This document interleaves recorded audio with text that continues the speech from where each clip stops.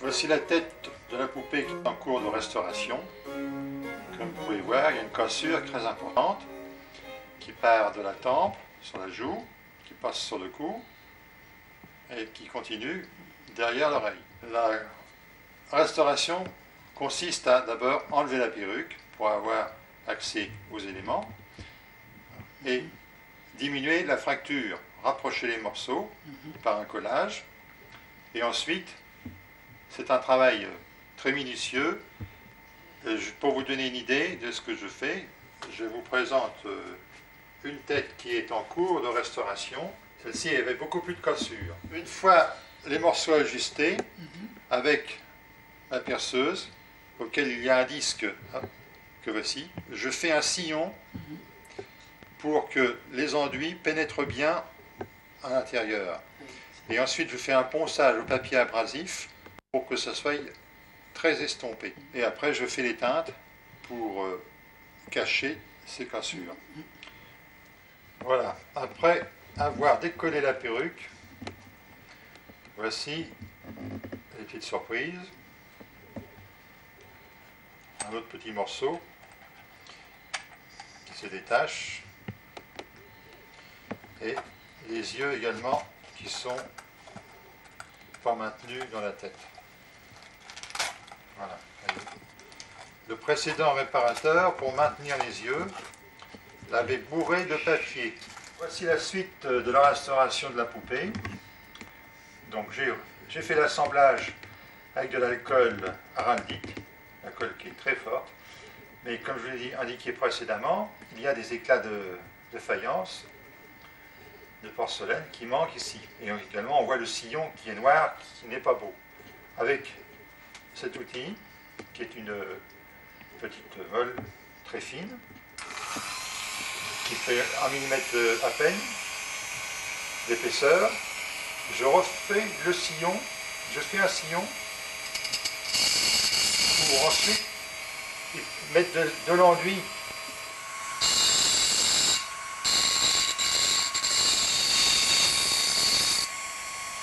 une fois après avoir fait ce sillon.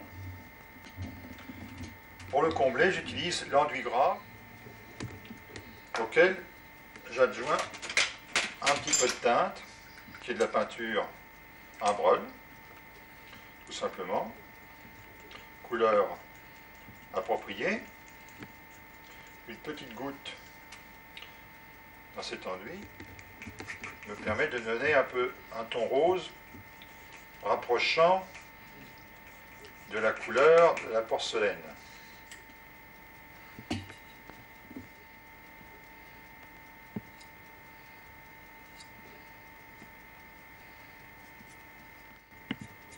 Une fois cet enduit posé abondamment, je ratisse avec un simple caoutchouc pour enlever le plus gros de l'enduit qui n'est plus utile.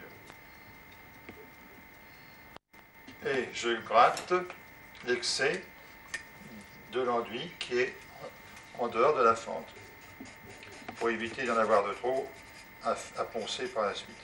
Je vais vous montrer une autre tête qui est en cours de restauration, dont je vais faire le ponçage. Voici notre poupée en cours de finition pour le ponçage des enduits. Donc, comme vous l'avez vu précédemment, comme ceci, voilà l'aspect que ça va avoir une fois poncé. À cet endroit, le ponçage n'est pas terminé. Pour cela, j'utilise un papier abrasif très fin, toujours imbibé d'eau. Alors, de temps en temps, pour voir son travail, il faut enlever l'excès d'eau. Et avec un très bon éclairage, on voit les surépaisseurs qu'il peut y avoir encore.